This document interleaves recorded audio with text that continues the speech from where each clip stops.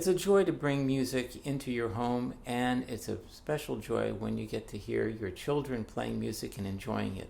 Many times it's difficult to know how to begin, what to look for in a teacher, what kind of guitar to get, what to expect, what do you need to prepare and make your child's experience of music not only a joyful one, but a productive one.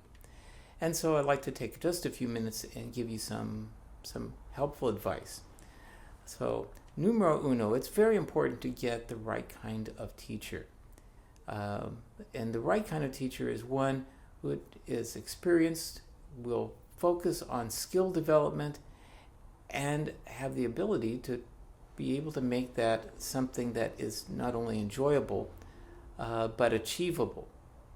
So we have challenges sometimes at different ages. So if you have a young person who's maybe a teenager, a standard size guitar that is comfortable to play and either nylon strings or steel strings, but if you're doing classical, you want a nylon string instrument.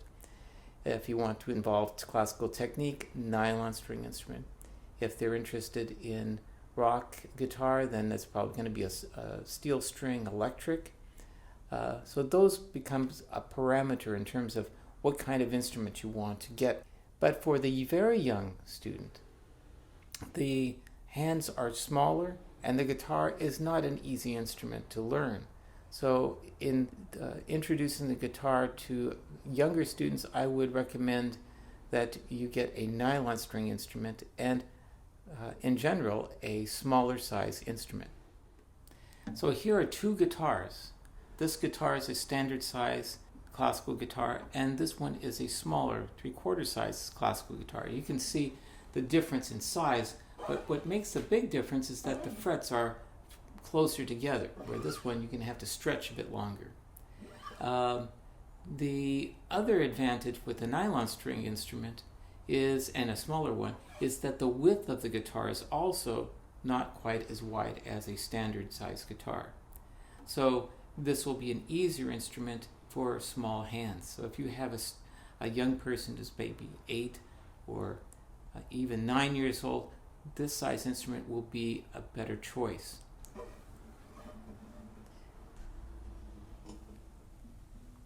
Even with that, the distance between these frets for some hands is still rather challenging. So as a teacher, I look at the student and I judge what's going to be their best choice in the development of the skills.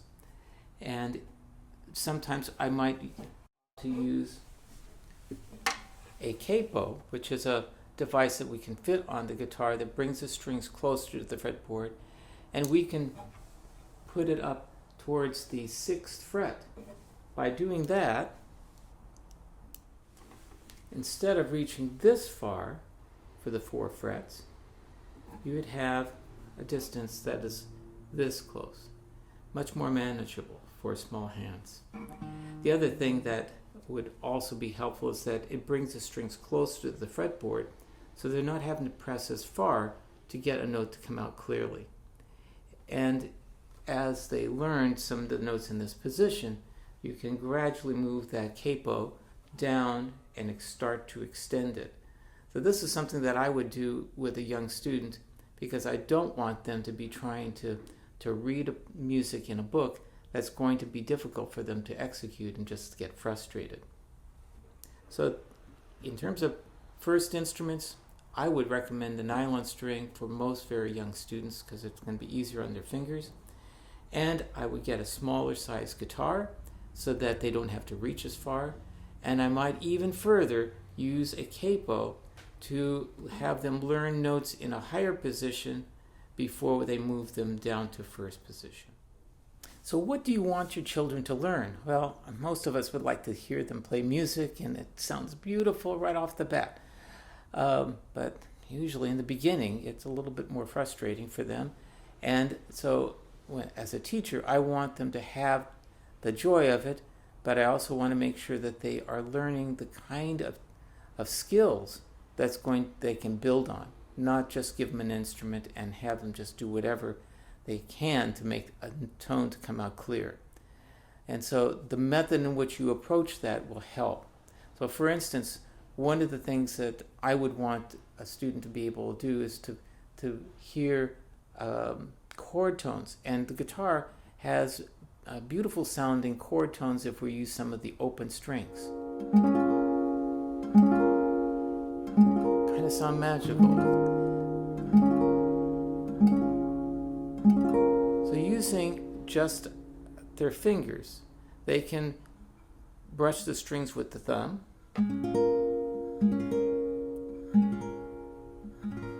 or they can do that with the nail as they're coming down. The nail will have a little bit louder tone quality. And so to create beautiful sounds, you look for beautiful things that you can do maybe on the first string with the strongest digit, the middle finger.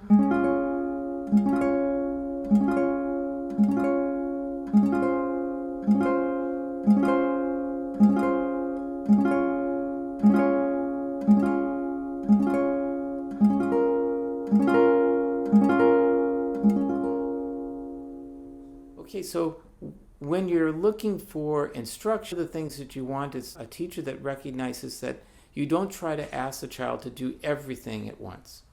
In fact, you don't ask anyone to do everything at once when you're first learning a guitar. You end up learning how to hold the instrument, how to position the fingers. If you're to learn to read music, there's the note reading part. If you combine all of those things together, it's almost guaranteed it's overwhelming. It'd be overwhelming for an adult 40 years old. So what's the best thing to do? Well, the best thing to do is not to look at regular songbook method books. Find a teacher that is going to be working with your child in a way that is individually working on the components of playing the guitar or any instrument. And that would involve technique and some very simple exercises for them to work on development, and then work on musical things that they can do without much technique.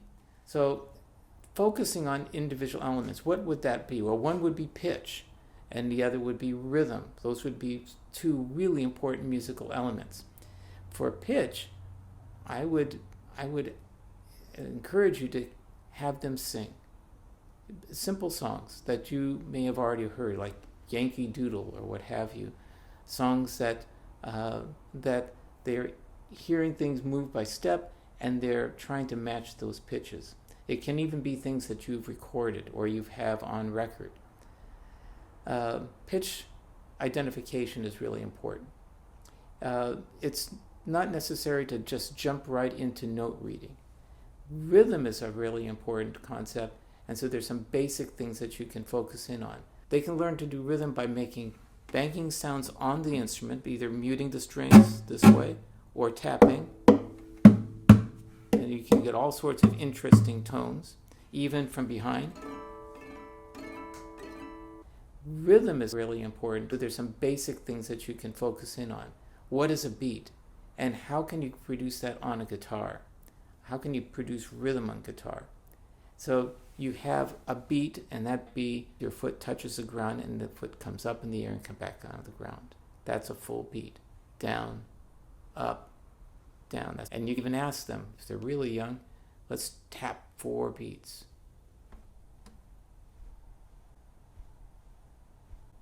Let's tap the guitar for 4 beats. Let's tap this part of the guitar for 4 beats. Let's go back and forth between that.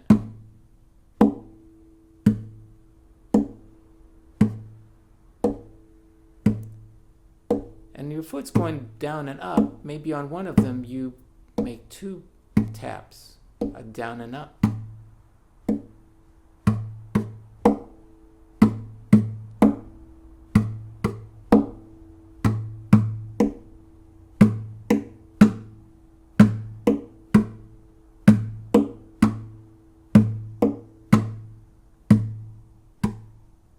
4 beats is good, and it's something that you can go back and forth and create rhythms and make that a little game. Doesn't have to be long. Could be 5 minutes. You might find it's only 2 minutes, and you stop. You say, okay, that's fun.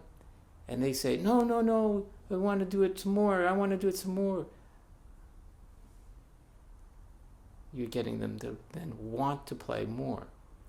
The idea is make them want to do it more, not force them to do things and then have them afterwards feel like they're being pressured into it. So part of it is a little bit of your own psychology, part of it is playing with them and educating yourself a little bit beforehand so that you can be able to be a helpmate in them having a musical experience. You can put on a record, and maybe the record's playing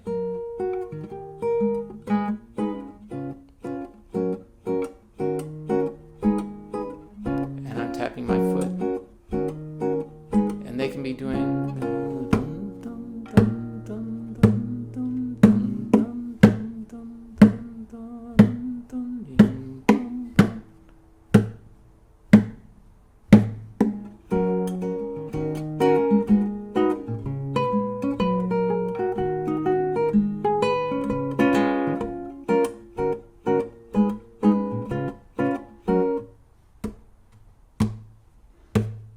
you get the idea.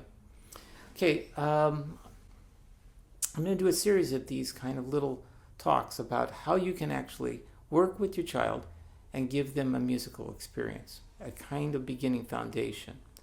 If you're wanting them to learn guitar, the technical part of how to position the instrument, how to hold the instrument, how to work the fingers, this is important. I know there's plenty of videos that tell you on YouTube, you don't have to know technique. You don't have to know note reading. You don't have to do all these things. You can learn it just magically. That's kind of like me saying you can become a millionaire and you don't have to do anything. And I have the secret. And the secret is there isn't any secret. The secret they're making you wait for is a mirage. Don't believe in those things. Everything that you do to learn involves some measure of discipline and practice and development. It doesn't come by magic. I hope this was helpful. Just a review.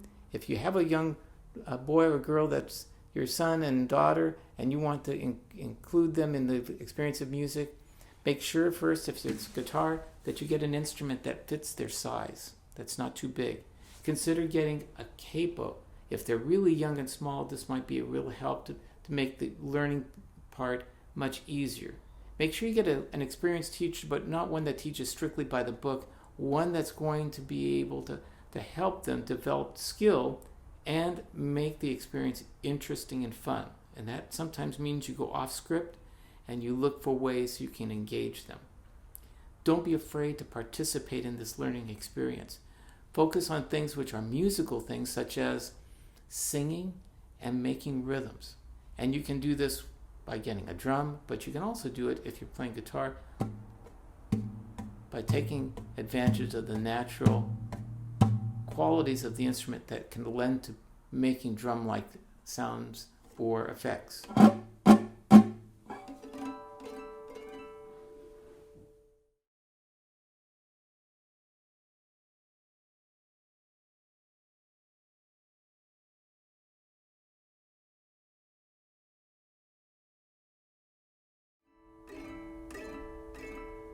And you can incorporate storytelling. Frequently, when I'm teaching, I will incorporate storytelling so that the effects, the special effects you're getting on the instrument itself, which can kind of be part of it, become part of the magical part of playing an instrument.